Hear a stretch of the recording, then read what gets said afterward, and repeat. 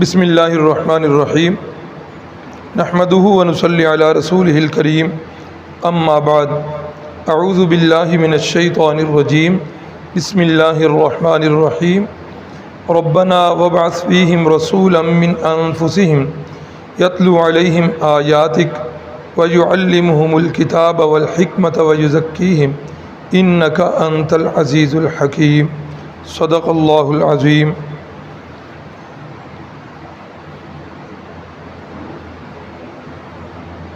تھوڑا سا اس کو ایسے بھی کر دیں، بس ٹھیک ہے۔ حضور آئے تو سر آفرینش پا گئی دنیا، اندھیروں سے نکل کر روشنی میں آ گئی دنیا، بجھے چہروں کا زنگ اترا ستے چہروں پہ نور آیا۔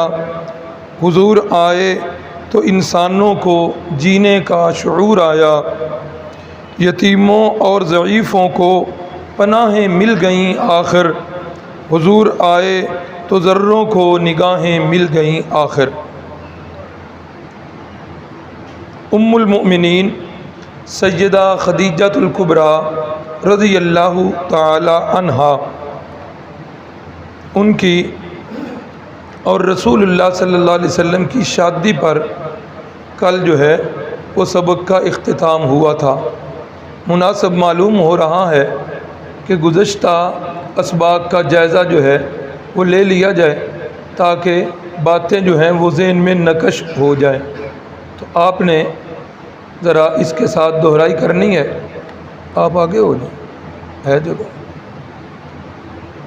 کل آپ صلی اللہ علیہ وسلم کی کل حیات طیبہ اور دنیاوی زندگی کتنی ہے جی؟ 63 سال۔ قبل از نبوت آپ کی زندگی مبارکہ 40 سال، مکی زندگی 53 سال، یعنی 40 سال پہلے والی اور 13 سال نبوت کے بعد والی، تو یہ کل ہو گئی مکی زندگی 53 سال۔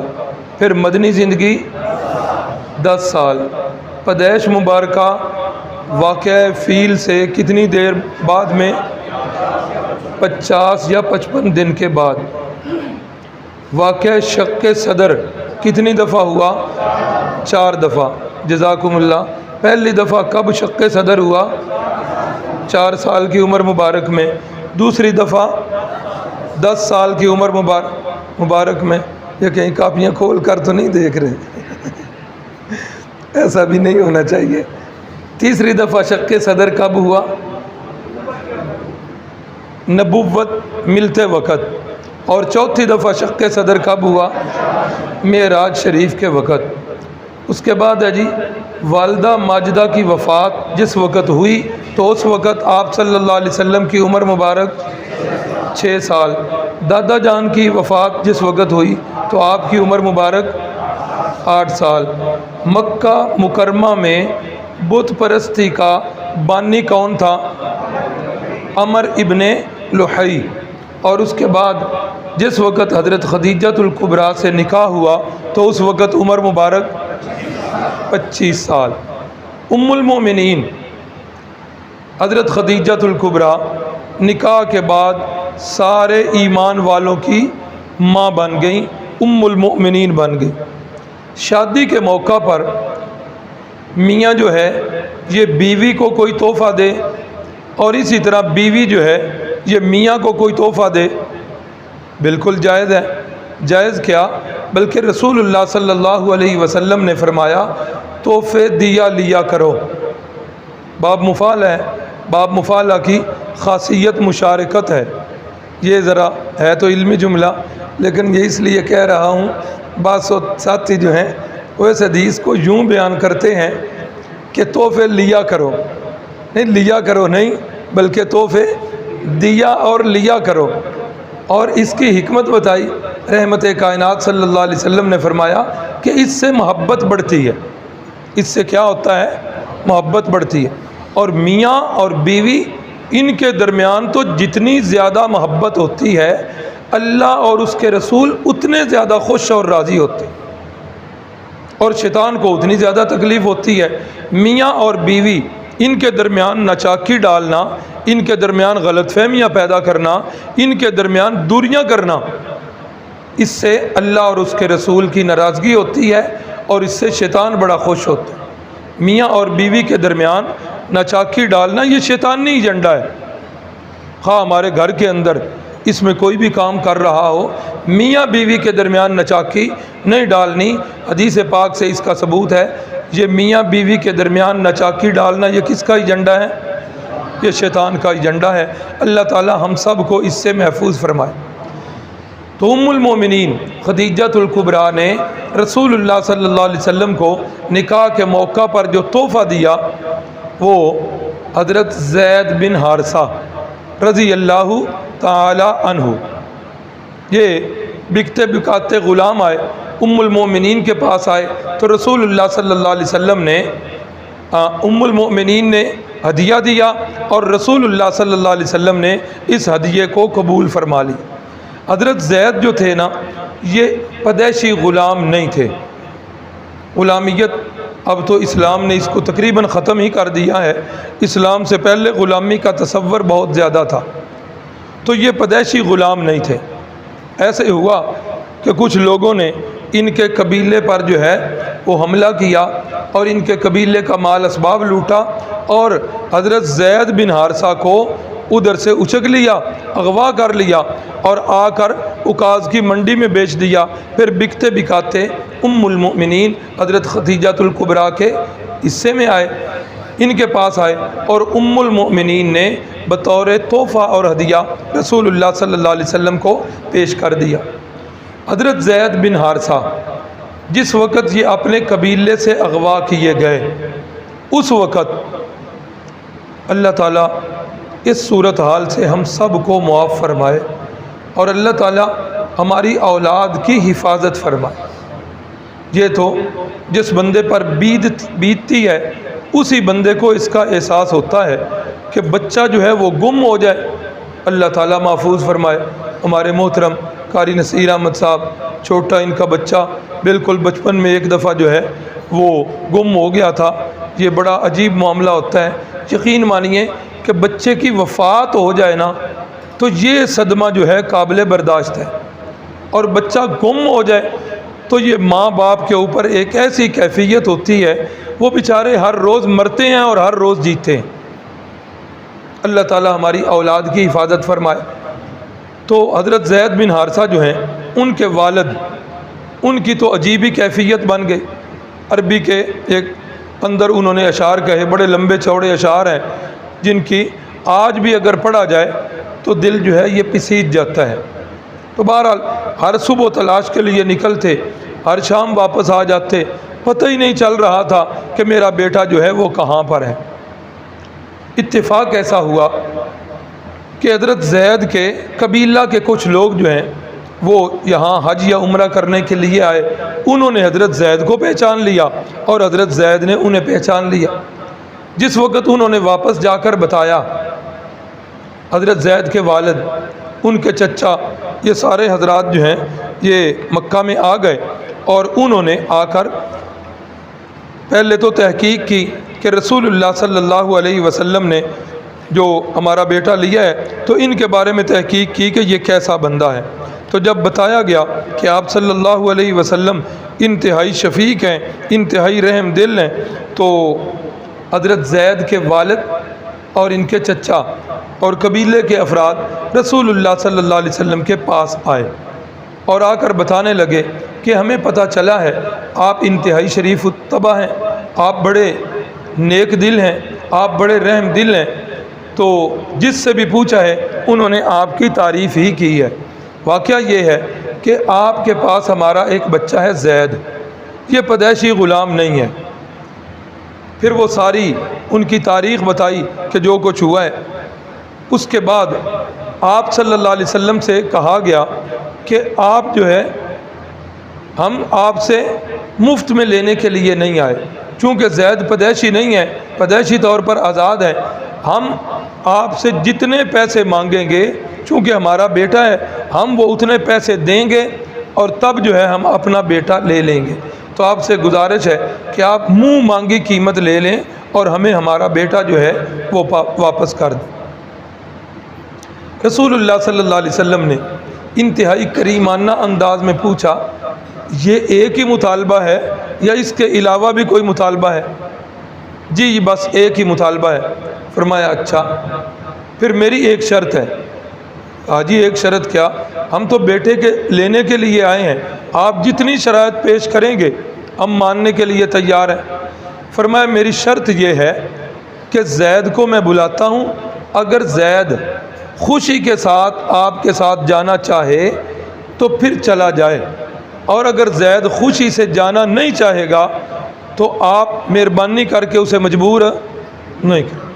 حضرت زید کے والد جو پہلے ڈر رہے تھے کہ کون سی شرط ہوگی، پتہ نہیں کتنی مشکل شرط رکھیں گے، کہا یہ کیسے ہو سکتا ہے، ہمارا بیٹا ہے اور ہمارے ساتھ نہ جائے۔ انہوں نے بخوشی اس شرط کو منظور کر لیا۔ رسول اللہ صلی اللہ علیہ وسلم نے حضرت زید کو بلایا، فرمایا زید انہیں جانتے ہو؟ فرمایا ہاں یا رسول اللہ، یہ ابا جی ہیں، یہ چاچا جی ہیں، یہ فلاں رشتہ دار فلاں رشتہ دار۔ فرمایا زید پتہ ہے یہ کس لیے آئے ہیں؟ جی بتا دیجئے۔ فرمایا زید تمہیں لینے کے لیے آئے ہیں، اور میں نے ایک شرط رکھی ہے کہ اگر بخوشی تم جانا چاہو تو میری طرف سے اجازت ہے، اور زبردستی یہ نہیں کریں گے، زبردستی نہیں لے جائیں گے۔ اب یہ معاملہ جو ہے یہ آپ کے ہاتھ میں ہے۔ حضرت زید انہیں ملے، باپ جو ہے لپٹ لپٹ کے بیٹے کو چوم چوم کے وارے نیارے جا رہے ہیں۔ باپ کو کتنے سالوں کے بعد اپنا بیٹا زندہ اور خوش مل گیا۔ باپ کے لیے تو وہ جو ہے نا بڑی اہم خبر تھی۔ جس وقت حضرت زید ان سے مل گئے تو انہیں بتایا گیا کہ زید اب یہ گیند آپ کے ہاتھ میں ہے، آپ کی کورٹ میں ہے، آپ کیا کرنا چاہتے ہو؟ حضرت زید رضی اللہ تعالیٰ عنہ فرمانے لگے کہ یا رسول اللہ، میں آپ کی ذات گرامی کو اپنے باپ پر، اپنے کنبے قبیلے پر، اپنے رشتہ داروں پر آپ کی ذات گرامی کو ترجیح دیتا ہوں۔ میرے لیے آپ ہی باپ ہیں، میرے لیے آپ ہی چچا ہیں۔ اللہ اکبر اللہ۔ یارو ایک لمحے کے لیے سوچو تو صحیح، وہ کون سی چیز تھی رسول اللہ صلی اللہ علیہ وسلم کی جس کو دیکھ کر حضرت زید اپنے ماں باپ کو، اپنے کنبے قبیلے کو قربان کر رہے ہیں۔ آج ہمارے گھروں میں بھی نوکر ہیں، آج ہمارے گھروں میں بھی خادم ہیں، آج ہماری دکانوں پر بھی ہمارے ہاں ملازم ہیں۔ سوچنا چاہیے، ہم سیرت النبی کا کورس پڑھ رہے ہیں، رسول اللہ صلی اللہ علیہ وسلم کے کریمانہ اخلاق ہم پڑھ رہے ہیں۔ اللہ کے نبی صلی اللہ علیہ وسلم کا رویہ اور اخلاق ایسا تھا کہ حضرت زید جو ہے انہوں نے صاف انکار کر دیا کہ میں اپنے باپ کے ساتھ نہیں جاؤں۔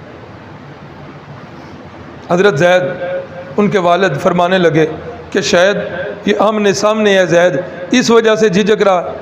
جی آپ چند منٹ کے لیے زید ہمیں تنہائی میں دیتے ہیں؟ فرمایا چند منٹ کے لیے کیا، جتنی دیر رکھیں۔ تنہائی میں ملاقات ہوئی۔ زید کیوں ادھر رہ رہے ہو؟ کہا یہاں مجھے وہ پیار ملا ہے جو شاید باپ کی آغوش میں بھی نہ ملے۔ اللہ اکبر، اتنا پیار، اتنی محبت۔ فرمایا زید ساری باتیں بجا ہیں، لیکن ہر بندے کو پتہ ہے کہ زید ہے غلام، جتنا بھی پیار کرتے ہیں۔ بلکہ میں نے ایک لفظ ساتھ لکھا ہے متبنہ۔ متبنہ ہماری زبان کے اندر کہتے ہیں لے پالک۔ آپ صلی اللہ علیہ وسلم نے حضرت زید کو اپنا بیٹا بنا لیا تھا، حضرت زید کو منہ بولا بیٹا بنا لیا تھا، اور متبنہ منہ بولے بیٹے کو کہتے ہیں۔ تو حضرت زید کے والد کہنے لگے کہ زید جتنا بھی پیار دے لیں، ہر بندے کو پتہ ہے کہ آپ حضرت محمد صلی اللہ علیہ وسلم کے حقیقی بیٹے نہیں ہیں، آپ غلام ہیں۔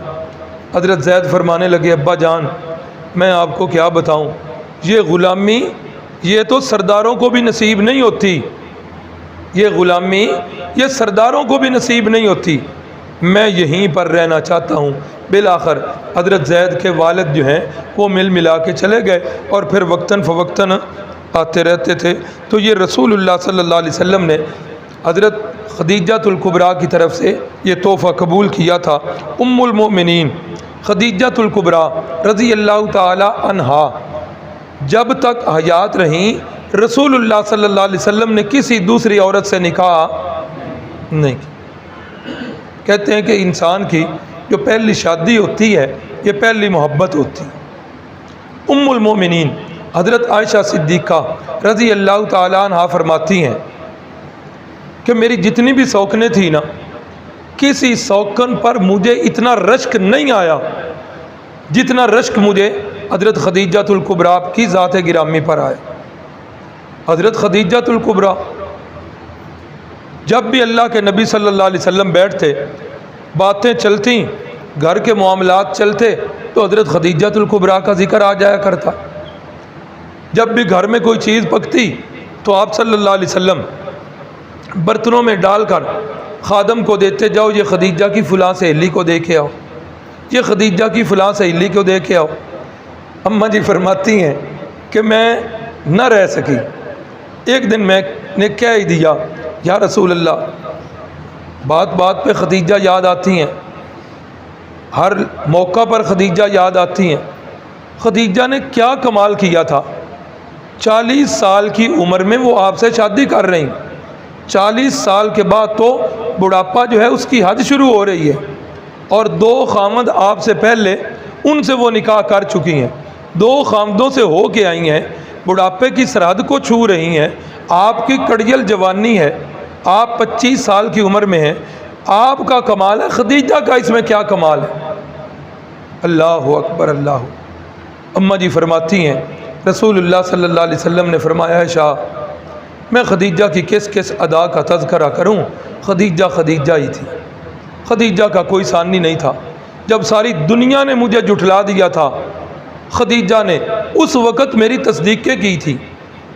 جب ساری دنیا نے ہاتھ روک لیے تھے، خدیجہ نے اپنے خزانوں کے منہ کھول دیے تھے۔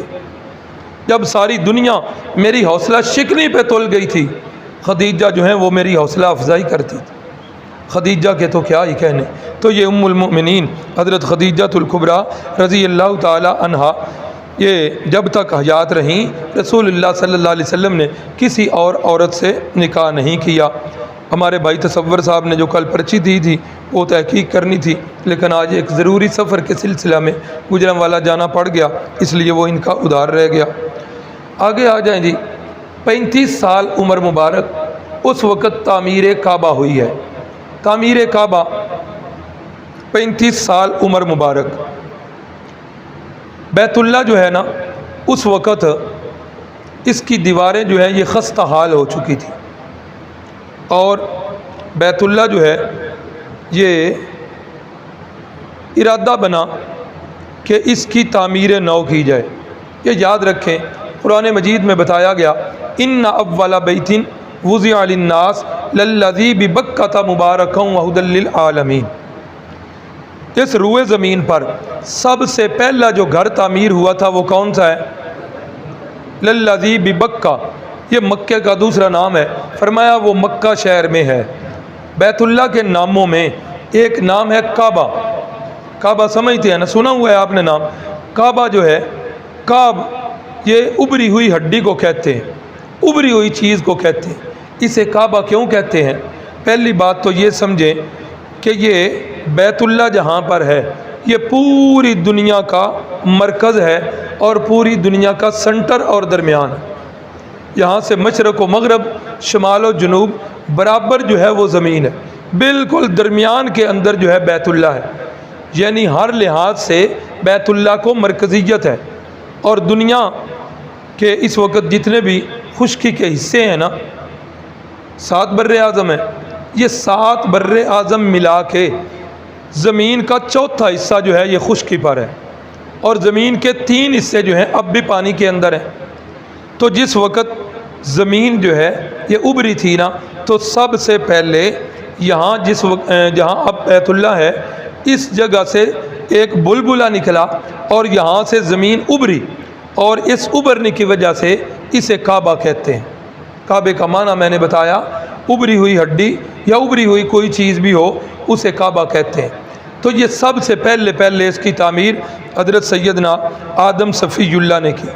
جس جگہ پر یہ بیت اللہ ہے بالکل اس کے متوازی، بالکل اس کے اوپر جو ہے آسمانوں پر بھی ایک بیت اللہ ہے، اس کا نام جو ہے یہ بیت اللہ ہے، اور اس کا نام بیت المعمور ہے، جس کا تذکرہ 27ویں پارے میں سورۃ الطور کی ابتدائی آیات میں ہے۔ والطور وکتاب مستور فی رق منشور والبیت المعمور۔ یہ بیت المعمور بالکل بیت اللہ کے متوازی اوپر ہے، اور ہر وقت بیت اللہ کا طواف انسان کر رہے ہیں، اور بیت المعمور کا ہر وقت طواف جو ہے وہ اللہ کے فرشتے کر رہے ہیں، ملائکۃ اللہ کر رہے ہیں۔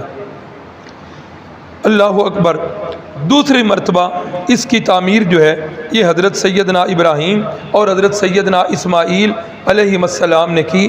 قرآن مجید میں اس کا بھی تذکرہ ہے، وَإِذْ يَرْفَعُ إِبْرَاهِيمُ الْقَوَاعِدَ مِنَ الْبَيْتِ وَإِسْمَاعِيلُ رَبَّنَا تَقَبَّلْ مِنَّا إِنَّكَ أَنْتَ السَّمِيعُ الْعَلِيمُ۔ تو دوسری دفعہ ان دونوں بزرگوں نے اس کی تعمیر کی تھی۔ یہ پتہ نہیں شاید درمیان میں بھی تعمیریں ہوئی ہوں گی، لیکن جو تاریخ محفوظ ہے یہ میں اس کے مطابق کہہ رہا ہوں۔ یہ تیسری دفعہ تعمیر ہوئی ہے جب آپ صلی اللہ علیہ وسلم کی عمر مبارک جو ہے یہ 35 برس تھی۔ کل ایک واقعہ گزرا کہ جس وقت یہ تعمیر ہو رہی تھی تو اس وقت رسول اللہ صلی اللہ علیہ وسلم کے چچا جان حضرت عباس نے آپ کا تہمد مبارک اتارا اور آپ کے کندھا مبارک پہ رکھا۔ سنا آپ نے؟ ذہن میں یہ سوال آتا ہے 35 سال کی عمر مبارک ہو اور اس وقت تہبند کھول دیا جائے، یہ کیسے ہو سکتا ہے؟ اس کا جواب سیرت نگاروں نے یہ دیا کہ عرب کے اس وقت بھی دستور تھا، اور آج بھی شاید آپ دیکھتے ہوں گے کہ عربوں کی قمیض جو ہوتی ہے وہ بالکل لمبی گھٹنوں سے بھی نیچے ہوتی ہے، بالکل لمبی ہوتی ہے اور گھٹنوں سے بھی نیچے ہوتی ہے۔ اگر تہ بند کھول بھی دیا جائے تو اس میں سطر کے ننگے ہونے کا کوئی جو ہے نا وہ موقع نہیں ہوتا، لیکن اس کے باوجود رسول اللہ صلی اللہ علیہ وسلم پر بے ہوشی اور غشی طاری ہو گئی تھی۔ تو یہ تیسری دفعہ جو ہے یہ تعمیر ہو رہی ہے۔ اس کے بعد چوتھی دفعہ بھی لکھا ہوا ہے کہ حضرت عبداللہ ابن زبیر کے دور میں جس وقت وہ گورنر تھے مکہ کے، تو اس وقت بھی اس کی تعمیر ہوئی تھی، اور اس وقت کی تعمیر جو ہے اس میں تھوڑا سا فرق تھا۔ جب رسول اللہ صلی اللہ علیہ وسلم کے اس زمانہ میں تعمیر ہوئی، ابھی تھوڑا سا آگے آ جائے گا، بیت اللہ کی جتنی جگہ تھی نا جی اس جگہ سے ذرا کم تعمیر ہوئی، یہ درمیان سے ایک سائیڈ سے حتیم والا حصہ جو ہے یہ چھوڑ دیا گیا تھا۔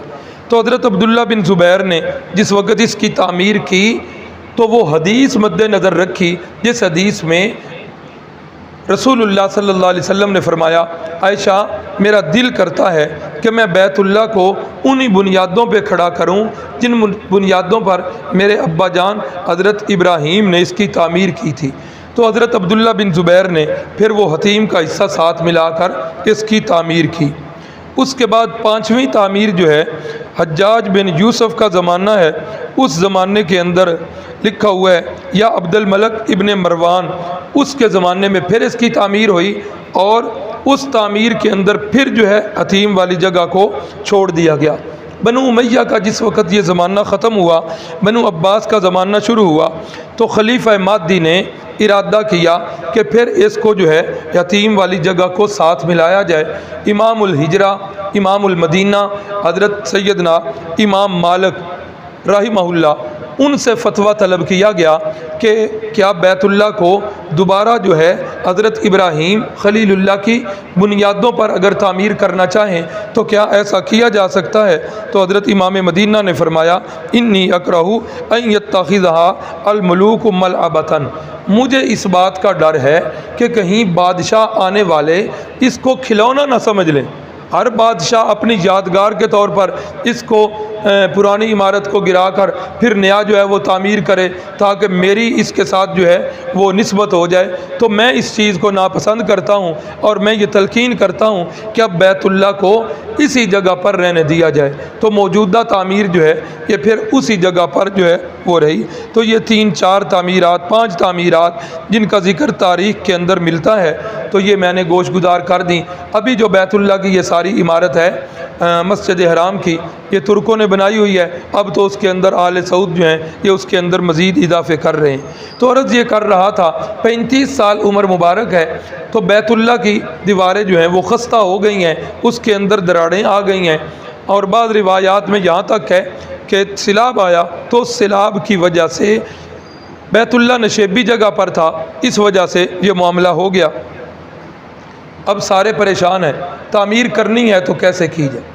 اب کون بندہ جو ہے اس کو گرائے اور کون آگے بڑھ کر یہ جسارت کرے؟ پریشان ہے۔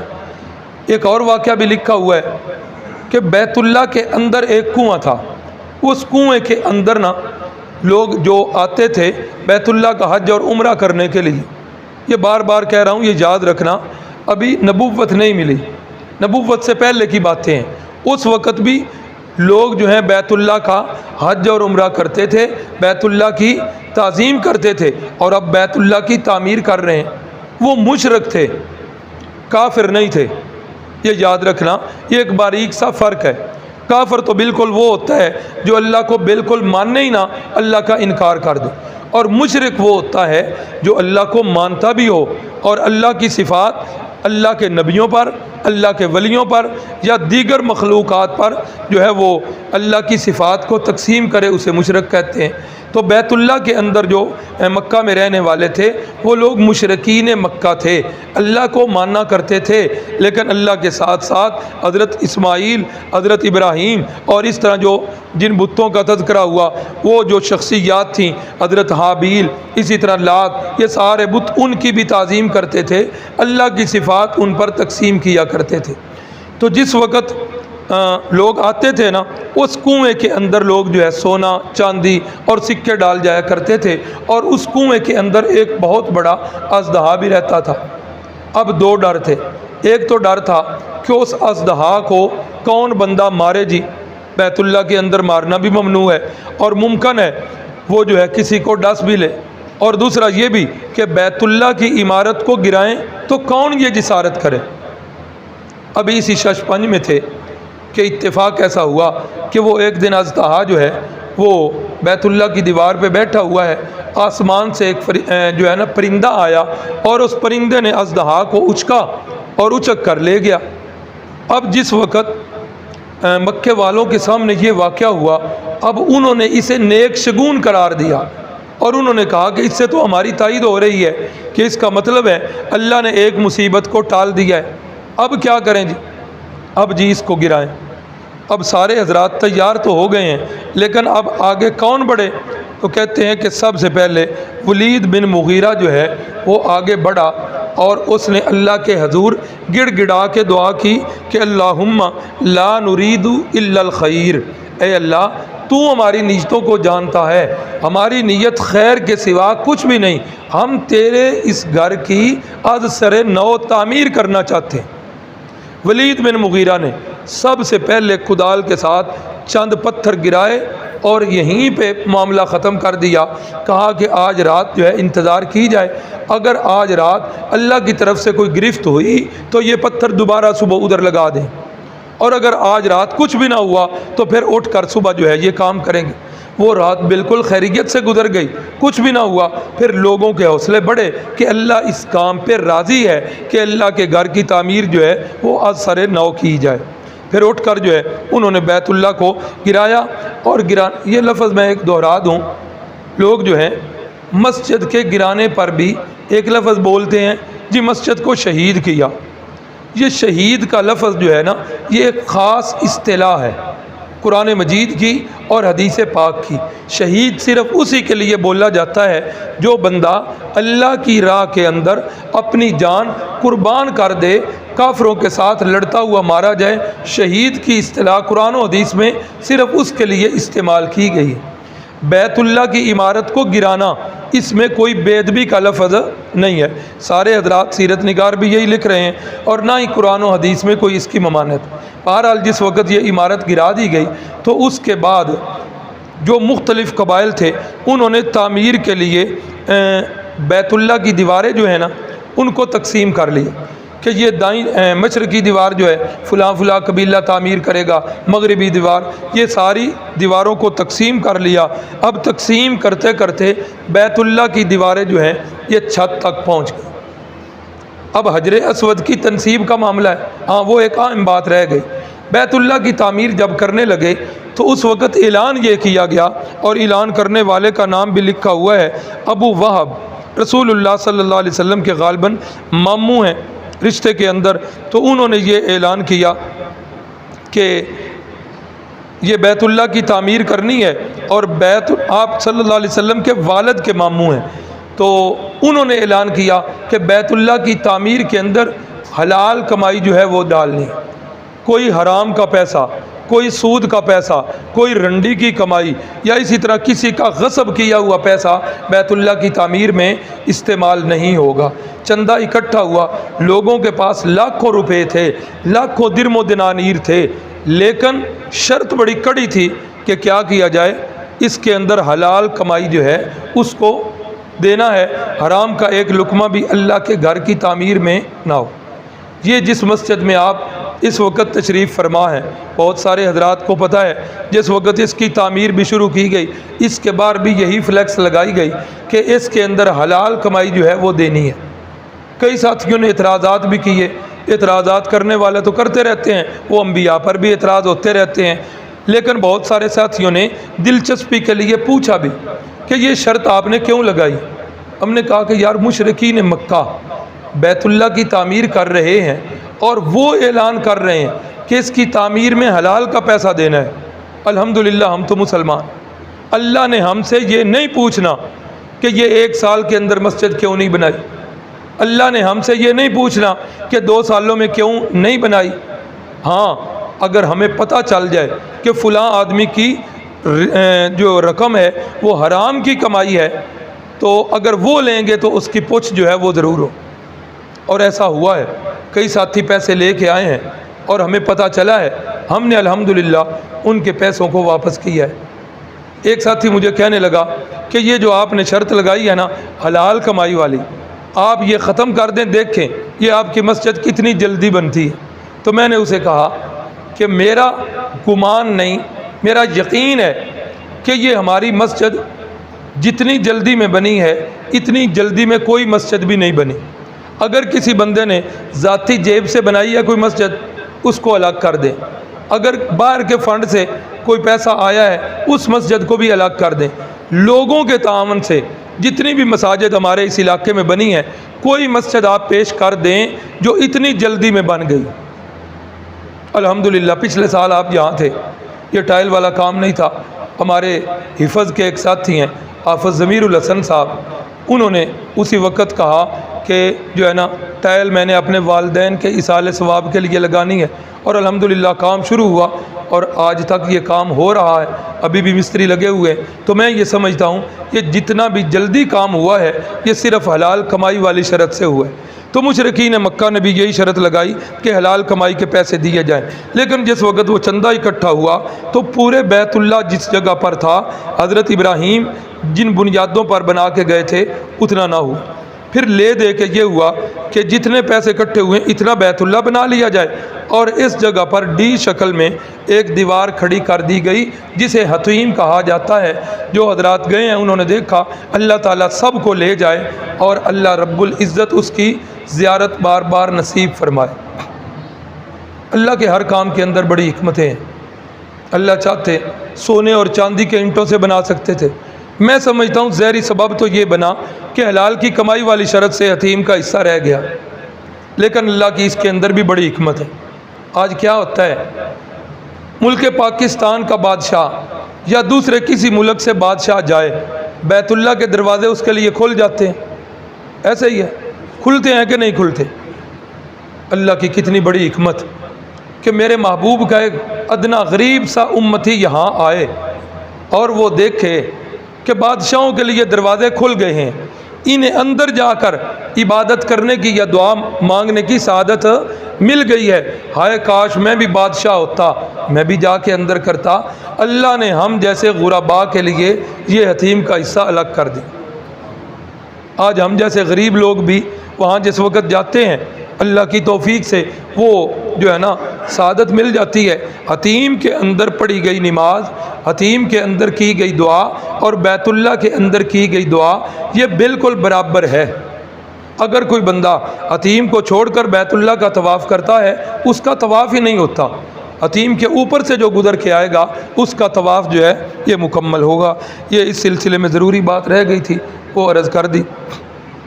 اس کے بعد جس وقت حجر اسود کی تنصیب کا معاملہ آیا کہ حجر اسود کو رکھنا ہے، حجر اسود کو کہاں پہ رکھا جائے، یہ پہلے جو ہے نا حضرت ابراہیم علیہ السلام کے زمانے میں جو تعمیر ہوئی تھی اس کے دروازے دو تھے، ایک مشرقی جانب اور ایک مغربی جانب۔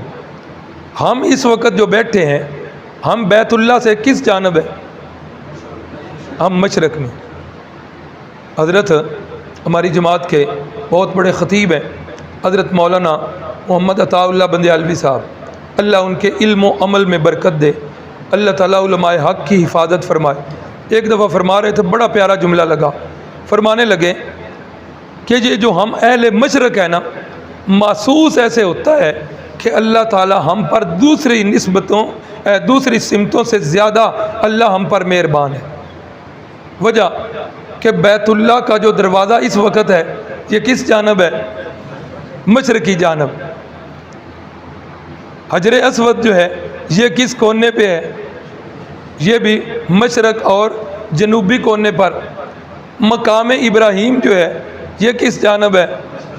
یہ بھی مشرقی جانب۔ صفا اور مروہ جو ہیں ان کی بھی تقریباً سمت کون سی بنتی ہے؟ محسوس ایسے ہوتا ہے کہ اہل مشرق پر اللہ رب العزت کی کچھ نوازشات جو ہیں وہ زیادہ ہیں۔ تو بہرحال جس وقت یہ تنصیب کا معاملہ آیا، بیت اللہ کی دیواریں جو ہیں وہ تو تقسیم کر دی گئی۔ اب بڑی شوق اور ذوق سے یہ جو بیت اللہ کی تعمیر ہو رہی تھی، اب شیطان کا حملہ ہوا، بیت اللہ حجر اسود کی تنصیب ہوئی، سب نے کہا ہم کریں گے، ہم کریں گے، ہمارا قبیلہ کرے گا، ہم حجر اسود کو نصب کریں گے۔ حجر اسود اور دوسرا پتھر ہے مقام ابراہیم، یہ دو پتھر ہیں۔ علماء نے لکھا ہما یاقوتانی من یواقیت الجنہ، کہ یہ دونوں پتھر جو ہیں یہ جنتی پتھر ہیں، یہ دنیا کے پتھر نہیں ہیں۔ حضرت ابراہیم علیہ السلام جب بیت اللہ کی تعمیر کر رہے ہیں، حضرت اسماعیل پتھر اور گارا وغیرہ دے رہے ہیں، جب تعمیر جو ہے قد کے برابر ہو گئی، اب گو کے لیے بانس اور پھٹوں کی ضرورت پڑی، تو حضرت سیدنا ابراہیم نے حضرت اسماعیل سے فرمایا بیٹا جاؤ کوئی جو ہے نا اونچی سی چیز دیکھ کے لاؤ جس کے اوپر کھڑے ہو کر اس کی تعمیر کی جائے۔ ادھر یہ ہوا اور ادھر اللہ رب العزت نے جبریل امین کو یہ دونوں پتھر دے کے بھیجے، تو یہ پتھر جو ہے نا مقام ابراہیم والا یہ ذرا بڑا تھا، یہ حضرت اسماعیل علیہ السلام اٹھا کے لے آئے، حضرت ابراہیم اس کے اوپر کھڑے ہو کر انہوں نے تعمیر کی تھی، اور ان کے پاؤں مبارک کے نشانات آج بھی مقام ابراہیم کے اس پتھر کے اندر موجود۔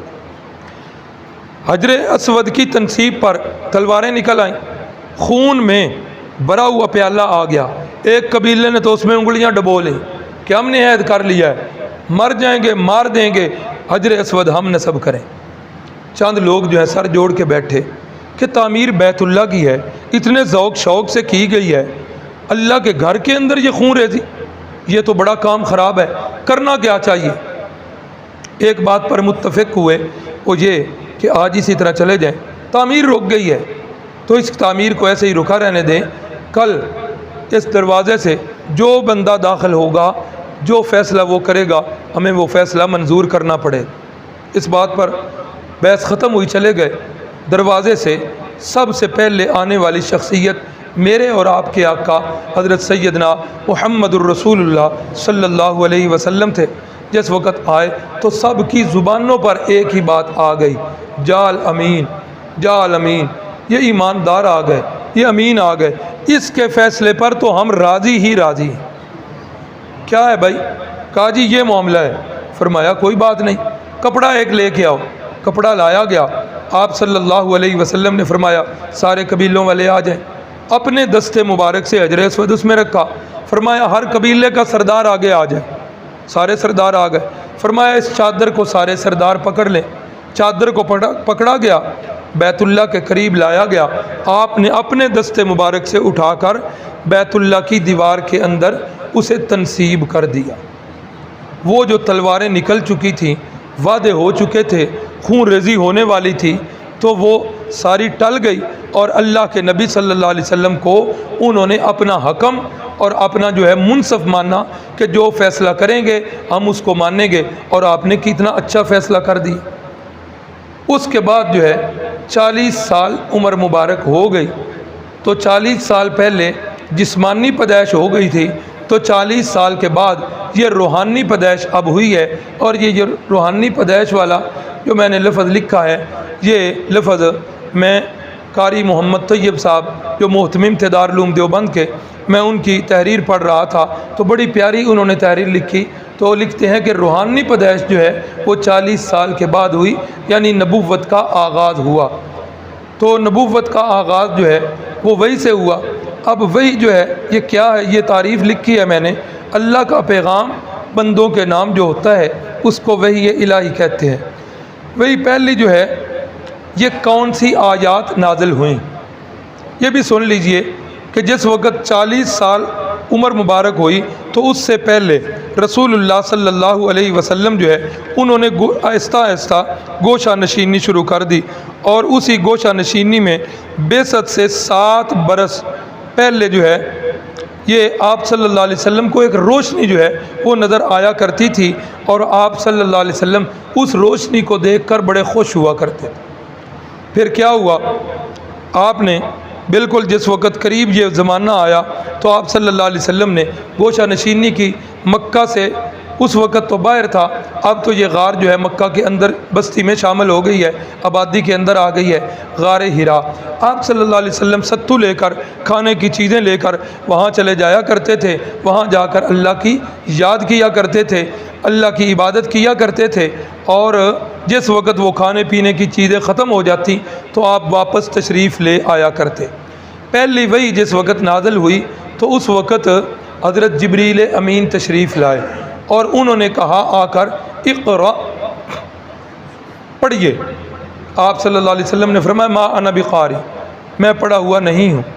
فرمایا اقرأ، دوسری دفعہ فرمایا، پھر یہی جواب، تیسری دفعہ فرمایا اقرأ، پھر یہی جواب دیا۔ اس کے بعد حضرت جبریل امین نے اپنے سینہ مبارک کے ساتھ لگا کر زور سے بھینچا اور چھوڑ کے فرمایا اقرأ بسم ربک الذی خلق، پڑھیے اپنے اس رب کے نام سے جس رب نے آپ کو، اقرأ بسم ربک الذی خلق، جس نے ہر چیز کو پیدا کیا ہے۔ تو جس وقت یہ آیات حضرت جبریل امین نے پڑھی تو رسول اللہ صلی اللہ علیہ وسلم نے انہی آیات کو دہرانا شروع کر دیا۔ سیرت نگار جو ہیں کچھ تھوڑا سا اختلاف ہے، بعض حضرات فرماتے ہیں یہ پہلی وہی تھی، بعض نے کہا یا ایھا المدثر قم فانذر وربک فکبر، پہلی وحی یہی ہے، اور بعض نے کہا سورۃ الضحیٰ جو ہے یہ پہلی وحی ہے۔ تو تطبیق دی گئی ہے کہ اقرأ بسم ربک الذی خلق سے نبوت جو ہے وہ دی گئی، اور یا ایھا المدثر سے آپ صلی اللہ علیہ وسلم کو رسالت دی گئی۔ پھر اس کے بعد 2 ہفتے تک وہی بند رہی۔ آپ صلی اللہ علیہ وسلم پر مکے کی ایک عورت نے بکواس کی، کہنے لگی اب تو اس کا نعوذ باللہ معاذ اللہ ثم معاذ اللہ، اب تو اس کا جادوگر اور جو جن اس کے اوپر مسلط تھا وہ بھی اس کی جان چھوڑ گیا ہے۔ تو اس کے بعد جب وہی نازل ہوئی تو اللہ رب العزت نے سورہ والضحیٰ کی ابتدائی آیتیں والضحیٰ واللیل اذا سجا، اے میرے محبوب جس طرح چاشت کے وقت کے بعد سورج نکلنے کا یقین کامل ہوتا ہے، اس طرح میرے محبوب آپ صلی اللہ علیہ وسلم کے چہرے کی قسم یقین کامل رکھیے اس بات کا کہ ما ودعک ربک وما قلی، آپ کے رب نے نہ آپ کو چھوڑا ہے اور نہ آپ کا رب آپ سے ناراض ہوا۔ وَلَسَوْفَ يُعْطِيكَ رَبُّكَ فَتَرْضَىٰ، آپ کا رب آپ کو اتنا دے گا کہ آپ اپنے رب سے راضی ہو جائیں۔ تو پہلی وحی جس وقت آئی نا جی، تو پہلی وحی کے بعد آپ صلی اللہ علیہ وسلم گھر تشریف لائے اور آپ نے اپنی غم گسار اہلیہ سے فرمایا زملونی زملونی، مجھے چادر دے دیجئے، مجھے کمبل اوڑھا دیجئے، مجھے سردی لگی ہوئی ہے۔ تو حضرت خدیجہ الکبریٰ نے جس وقت پوچھا کہ کیا معاملہ ہوا ہے، تو آپ صلی اللہ علیہ وسلم نے سارا ماجرا سنایا۔ تو اس وقت اماں جی فرمانے لگی کہ یا رسول اللہ آپ پریشان نہ ہوں، انک لتصل الرحم، آپ تو صلہ رحمی کرنے والے ہیں۔ آپ کون ہیں؟ صلہ رحمی۔ بھائیو، یہ صلہ رحمی آج ہم سے چھوٹتی جا رہی ہے۔ میں نے تفسیر میں کہیں پڑھا کہ جس وقت اللہ نے صلہ رحمی کو پیدا کیا تھا نا، تو اس وقت یہ صلہ رحمی اللہ کے پائے کو، عرش کے پائے کو پکڑ کر رونے لگ پڑی۔ صلہ رحمی کیا ہوتی ہے؟ رشتہ داروں کے ساتھ قریب ہونا، رشتہ داروں سے درگزر کرنا، ان کی غلطیوں کو معاف کرنا، انہیں اپنے قریب کرنا، انہیں تحفے تحائف دینا، اس کو شریعت کی اصطلاح میں صلہ رحمی کہتے ہیں۔ تو صلہ رحمی کہنے لگی اللہ میرے طرف تو کوئی بندہ توجہ ہی نہیں کرے گا۔ اللہ نے فرمایا جاؤ، دنیا میں بھیج رہا ہوں، جو تجھے قریب کرے گا میں اللہ اسے اپنے قریب کروں گا، اور جو تجھے دور کرے گا، جو قطع رحمی کرے گا، اللہ فرمایا میں اس سے کو اپنے سے دور کر دوں۔ آج بھائیو وقت ایسا آ گیا ہے، دوستیاں قریب ہو رہی ہیں، رشتہ داریاں دور ہو رہی ہیں۔ یہ بھی قیامت کی نشانی ہے، ایسا نہیں ہونا چاہیے۔ ام المؤمنین فرمانے لگی یا رسول اللہ انک لتصل الرحم، آپ تو رشتہ داریاں قریب کرنے والے ہیں، آپ تو صلہ رحمی کرنے والے ہیں۔ تکسب الکل والمعدوم، آپ تو جو بوجھل لوگ ہوتے ہیں آپ ان کا بوجھ اپنے کندھوں لینے والے ہیں، آپ تو یتیموں کے سر پر ہاتھ رکھنے والے ہیں۔ لا یخزیک اللہ ابدا، اللہ آپ کو کبھی بھی رسوا نہیں کریں گے۔ ام المؤمنین جو ہے ڈھارس بندوا رہی ہیں، ام المؤمنین جو ہے حوصلہ افزائی کر رہی ہیں، آپ کے حوصلے کو بڑھا رہی ہیں۔ پھر ام المؤمنین حضرت خدیجہ الکبریٰ اپنے رشتہ دار حضرت ورقہ بن نوفل کے پاس لے گئیں اور کہنے لگیں کہ یہ جو ہے نا ان کی بات سنیے۔ رسول اللہ صلی اللہ علیہ وسلم نے جس وقت ورقہ بن نوفل کو یہ بات بتائی تو ورقہ بن نوفل فرمانے لگے یہ تو وہی ناقوس ہے جو حضرت سیدنا موسیٰ علیہ السلام پر اور سیدنا عیسیٰ علیہ السلام پر نازل ہوا کرتا تھا۔ مبارک ہو، آپ اللہ کے نبی ہیں، آپ کو اللہ نے اپنی نبوت کے لیے چن لیا ہے۔ اللہ اکبر اللہ۔ فرمایا حضرت ورقہ بن نوفل نے، یہ حضرت ورقہ بن نوفل کون تھے؟ یہ لکھا ہوا ہے کہ شروع میں مشرک تھے، پھر شرک سے بیزار ہوئے، پھر عیسائی مذہب پر قائم تھے۔ ورقہ بن نوفل بڑا جو ہے نا اظہار افسوس کرتے ہوئے فرمانے لگے کاش کہ میں اس وقت زندہ ہوتا جس وقت آپ کی قوم جو ہے مکہ سے آپ کو نکال دی۔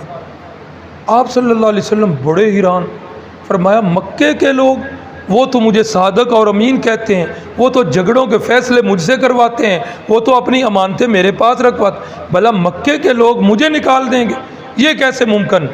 تو ورقہ بن نوفل نے فرمایا ہاں یہ وہ اعلان توحید ہے جس وقت کوئی بندہ کرتا ہے تو پھر بستی والے اس کو اپنی بستی میں ٹکنے نہیں دیتے۔ اللہ اکبر۔ تو رسول اللہ صلی اللہ علیہ وسلم پھر گھر میں تشریف لے آئے تو یہ پہلی وحی کے کچھ حالات تھے۔ تو یہ وحی کے مراتب میں نے لکھے ہوئے ہیں کہ وحی کس طرح نازل ہوا کرتی تھی۔ ایک مرتبہ یہ ہے رؤیا صادقہ، سچے خواب جو ہیں رسول اللہ صلی اللہ علیہ وسلم کو آیا کرتے تھے، اور یہ 6 ماہ تک ایسے ہوتا تھا کہ 6 ماہ تک آپ صلی اللہ علیہ وسلم جو خواب بھی دیکھتے وہ خواب بالکل سچا ہو جایا کرتا تھا۔ وحی کی ایک صورت جو ہے وہ یہ تھی۔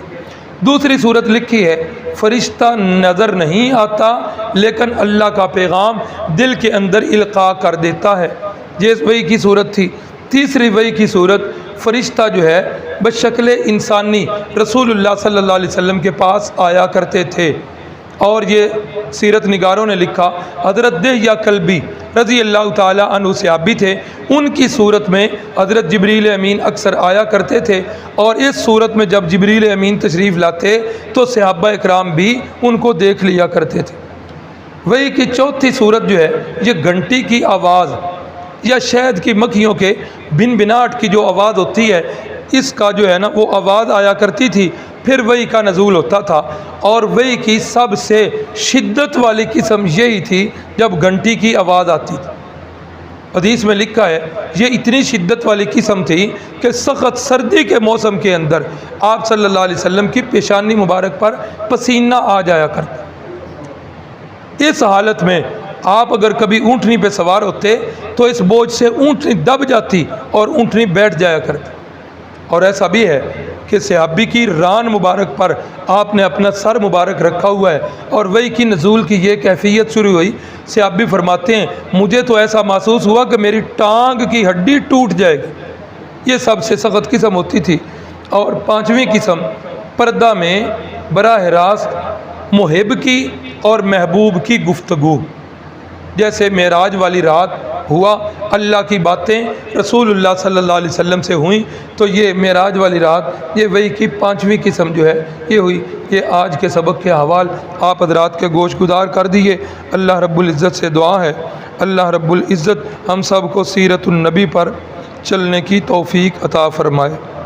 بسم اللہ الرحمن الرحیم، الحمد للہ رب العالمین والعاقبۃ للمتقین، اللہم صلی علی سیدنا ومولانا محمد النبی الأمی وعلی آلہ وسلم۔